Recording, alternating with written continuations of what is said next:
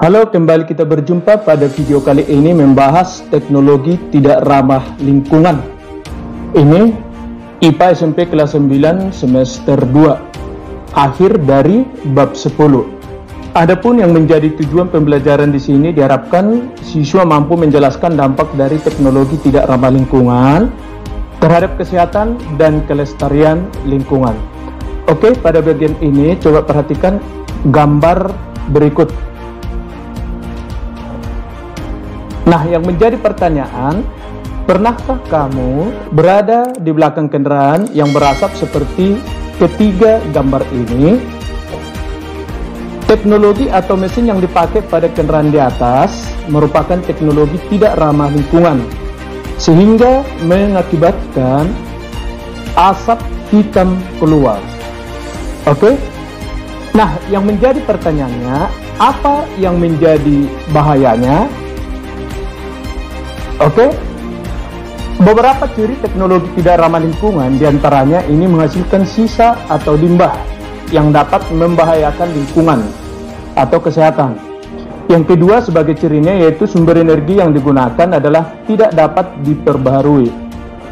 Teknologi ini digunakan manusia karena penggunaan teknologi alternatif yang ramah lingkungan sulit dilakukan karena biaya dan perawatan yang sangat mahal.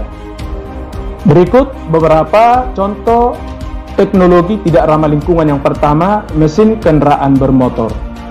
Oke, pada gambar ini kendaraan bermotor yang mengeluarkan yang sangat tebal, sangat hitam. Nah, kendaraan bermotor ini menggunakan bahan bakar fosil termasuk dalam kategori teknologi tidak ramah lingkungan. Yang selanjutnya, pada gambar berikut ini, bahan bakar yang terbakar pada mesin kendaraan ini menghasilkan beberapa gas. Dua diantaranya yaitu karbon dioksida dan karbon monoksida.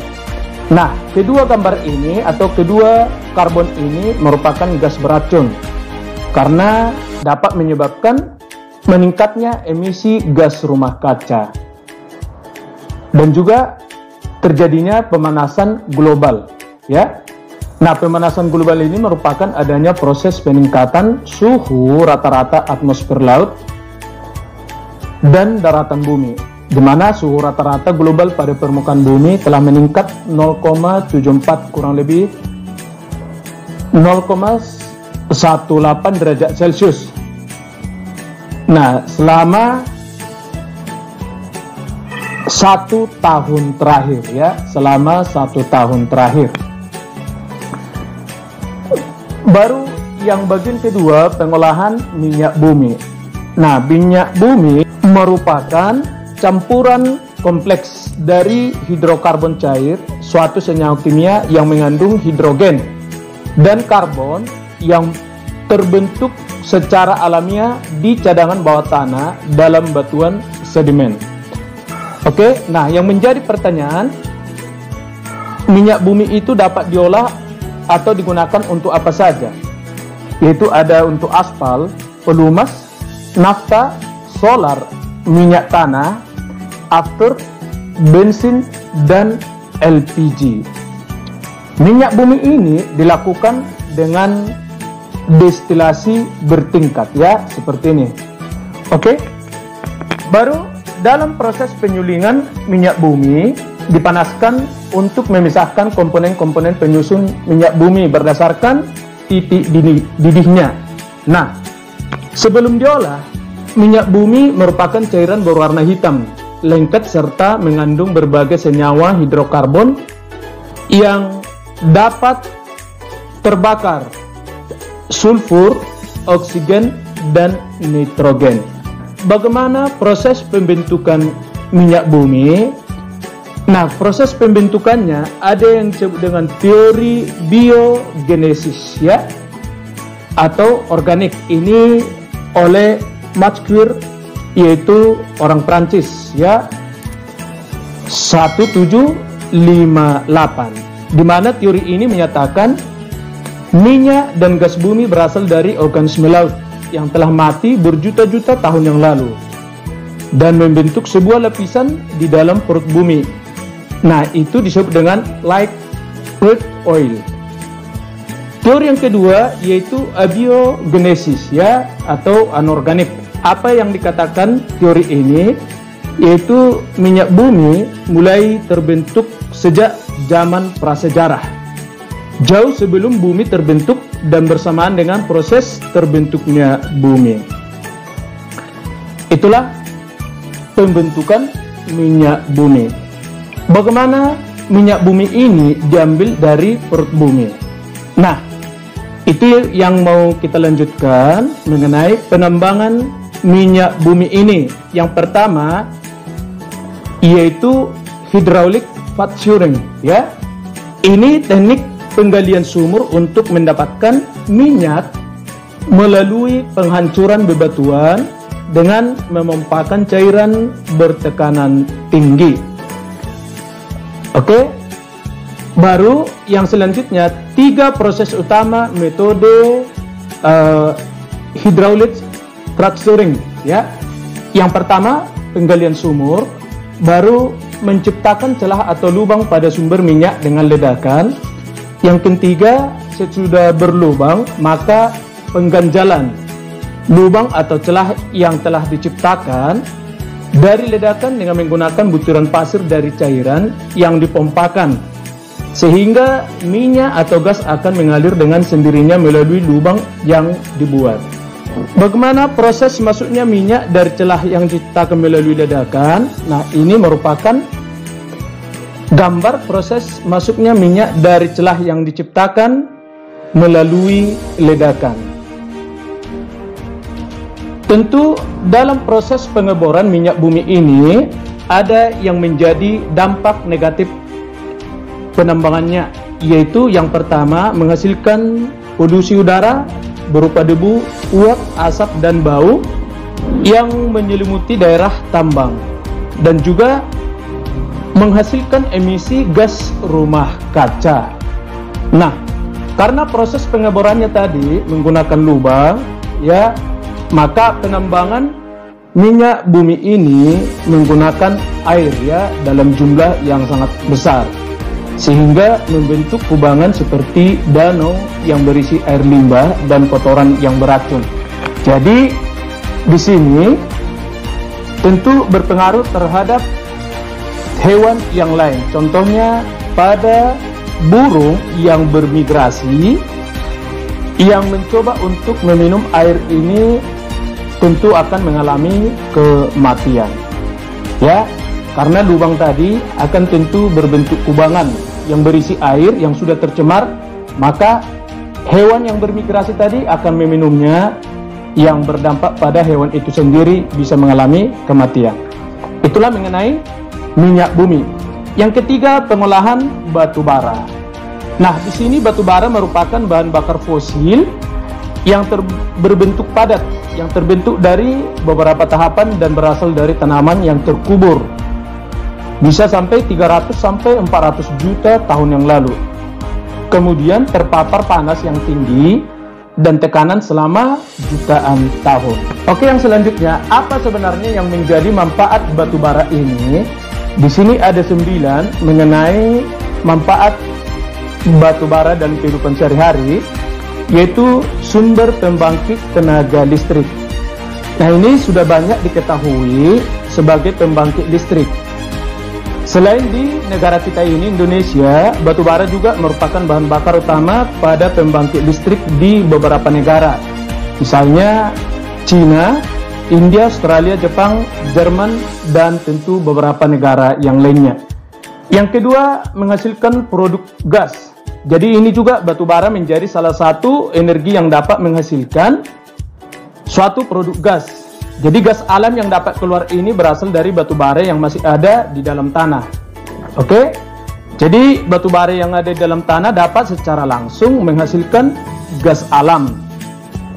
Selanjutnya, gas alam yang dihasilkan oleh batu bara murni tersebut akan diolah di tempat pertambangan dan bisa menjadi berbagai produk.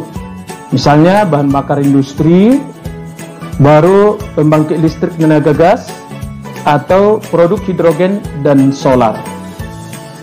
Baru yang ketiga, mendukung produk industri aluminium.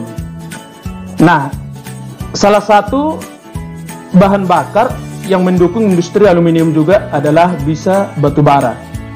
Bahan ini dapat diperoleh sebagai hasil sampingan dari proses oksidasi besi pada aktivitas industri baja. Jadi gas dan panas kokas dari batu bara ini dapat memisahkan beberapa produk baja sehingga dapat menghasilkan produk aluminium ya, yang dipakai untuk berbagai jenis industri, misalnya bisa pertanian, peralatan dapur, konstruksi, serta industri lain. Baru yang keempat, membantu industri produk baja. Jadi manfaat batu bara selanjutnya bisa untuk membantu industri produk baja.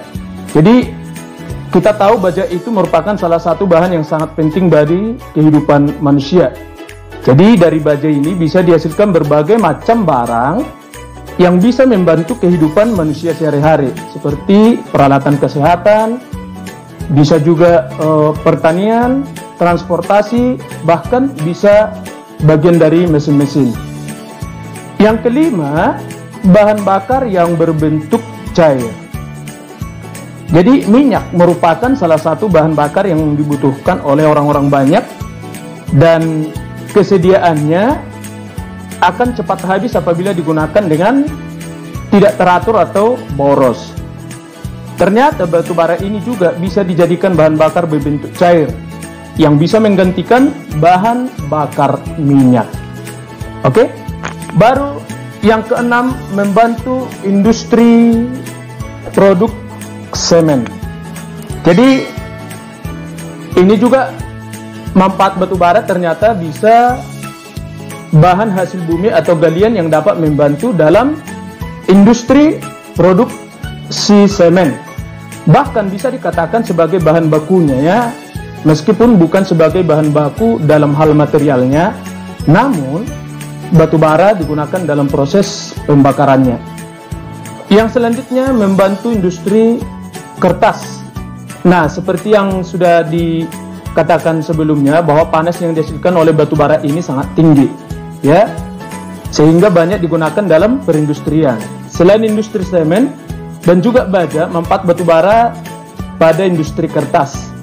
Jadi batu bara sangat mumpuni dalam hal ini karena panas yang dihasilkan batu bara yang sangat stabil di dalam satu mesin pengolahan serat yang digunakan untuk industri bahan baku kertas.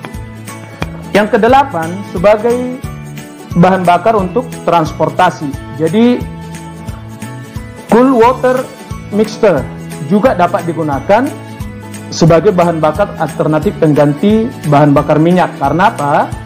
Karena memiliki sifat dan fisik yang sama seperti BBM.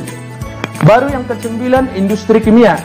Ini juga batu bara disuling akan menghasilkan residu atau sisa yang dikenal sebagai tar batu bara. Jadi tar batu bara ini dimanfaatkan untuk bahan material ya, pembuatan bangunan tahan air atau isolasi bangunan, bahan untuk membuat cat, kain, sampo, dan sabun. Apa yang menjadi dampak pertambangan batu bara?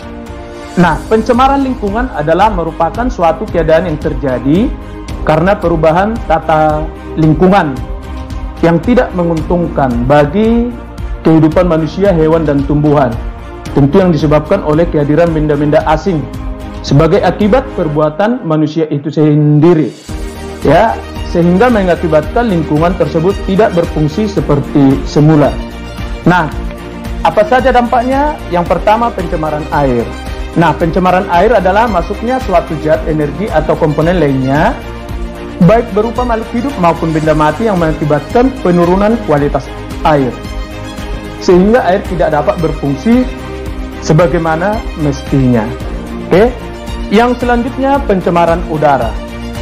Nah, pencemaran udara merupakan keadaan di mana komposisi udara menjadi tidak stabil diakibatkan karena adanya asap-asap kendaraan bermotor, asap industri, pabrik, juga respirasi manusia berupa karbon dioksida yang naik ke atmosfer. Yang terakhir, yang ketiga, yaitu pencemaran tanah. Ya, pencemaran tanah ini merupakan keadaan di mana bahan kimia buatan manusia masuk dan mengubah lingkungan tanah alami. Jadi hal ini biasanya terjadi karena kebocoran limbah cair atau bahan kimia industri. Limbah industri yang langsung dibuang ke tanah. Oke, inilah mengenai penggunaan penambangan batu bara sebagai dampak negatifnya terhadap udara, tanah, dan lingkungan. Oke, sampai di situ untuk pertemuan kita hari ini. Semoga video kali ini dapat bermanfaat. Sekian dan terima kasih.